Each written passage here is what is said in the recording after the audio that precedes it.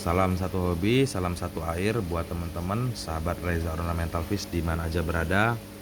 Seperti yang teman-teman perhatikan, ini heater.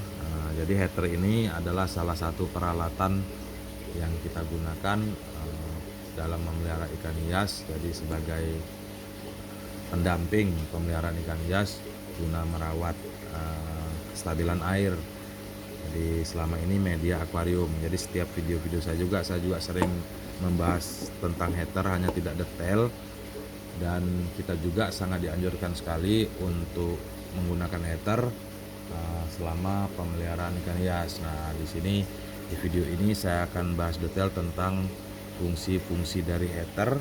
Terus yang keduanya cara penggunaan heater yang baik dan benar. Yang selanjutnya bahayanya juga kita menggunakan heater. Jadi heater ini juga ada bahayanya juga karena memang kita menggunakan aliran listrik, tidak seperti pompa. Di heater ini sedikit agak berbahaya, jadi sengaja saya bahas detail, mudah-mudahan bermanfaat buat teman-teman. Jadi lanjut untuk fungsi. Untuk fungsi heater ini sendiri sebenarnya sebagai penyetabil suhu. Jadi penyetabil suhu ini saat kita pergantian air itu akan terjadi perubahan suhu ekstrim pada air akuarium kita, di mana saat itu juga pH juga dapat berubah, dan saat itu juga jika kita tidak tanggulangi itu dapat menyebabkan ikan ini stres, mogok makan, dan berlanjut terhadap penyakit dan kematian. Seperti itu simpelnya. Terus penggunaan heater ini sendiri dapat kita rasakan fungsinya. Jadi kita juga menggunakan heater juga kita juga harus paham fungsi dari heater ini sendiri, terus berfungsi untuk ikan itu sendiri. Nah, jadi kita harus paham juga penggunaan heater ini sendiri sesuai ukuran dan kapasitas akuarium kita sendiri.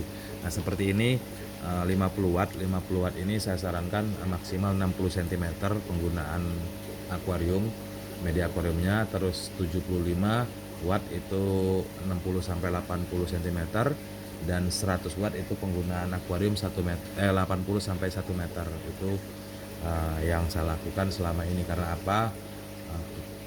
Agar fungsi dari heater ini sendiri memang benar-benar dirasakan untuk si ikan itu sendiri. Jadi ikan ini agar tidak stres, jadi mengembalikan suhu stabil ke suhu standar sebelum pergantian airnya. Terus cara penggunaan heater yang baik, yang baiknya, jadi yang baiknya menyingkat video, selama ini saya menggunakan caranya tidur seperti ini. Pada dasarnya heater ini jangan sampai nongol, jadi harus benar-benar terendam di dalam air. Jadi ini kita ilustrasikan permukaan air, jadi jangan sampai ini nongol seperti ini, karena memang kapasitas umur dari heater ini nggak akan lama. Jadi bakal meledak, itu juga bakal bahaya juga. Nah, jadi untuk penggunaan heater yang aman itu lebih aman dia tidur seperti ini. Terus untuk bahayanya penggunaan heater, jadi bahayanya penggunaan heater ini ada dua model. Ini biasanya heater yang besi, ini yang kaca, dan yang ini yang kaca. Karena memang yang kaca ini harganya lebih murah dan lebih sering banyak digunakan. Jadi buat teman-teman yang penggunaan yang kaca, itu sistemnya sama aja sih, antara besi dan kaca semua sangat berbahaya. Jika memang dia mati, grounding, karena dia dialiri listrik, itu sangat berbahaya buat kita. Kalau buat ikannya sih menurut pengalaman saya pribadi, puluhan kali heater ini pecah, ikan juga masih aman-aman aja. Jadi tidak tersengat listrik, tiba-tiba ikan pada mati itu jarang sangat terjadi, dan saya sendiri belum pernah mengalami ikan sampai mati gara-gara heater meledak. Nah, itu berbahayanya buat diri kita sendiri. Nah, karena apa? Saat heater ini meledak, otomatis kandungan arus listrik di dalam akuarium ini sangat tinggi. Jadi saat teman-teman pegang, belum teman-teman sentuh aja dia udah nyambar ke kita. Nah, itu bahayanya juga buat teman-teman yang punya adik-adik yang masih kecil atau punya anak yang masih kecil, itu sangat diperhatikan. Jadi layak penggunaan heater ini sendiri. Nah, terus umur dari heater ini sendiri teman-teman harus pahami juga.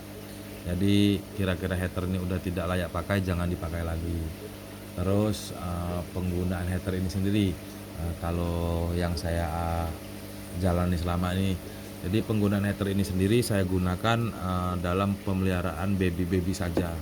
Jadi baby-baby saja, saat usia baby itu saya penggunaan heater karena memang di usia baby sangat rentan, perlu memang suhu yang stabil, dan ikan-ikan di usia baby juga pergantian air itu sangat sering dilakukan karena memang kotoran yang dihasilkan itu cukup banyak karena kerjaan cuma makan buang kotoran saja. Jadi penggunaan heater itu sangat diperlukan.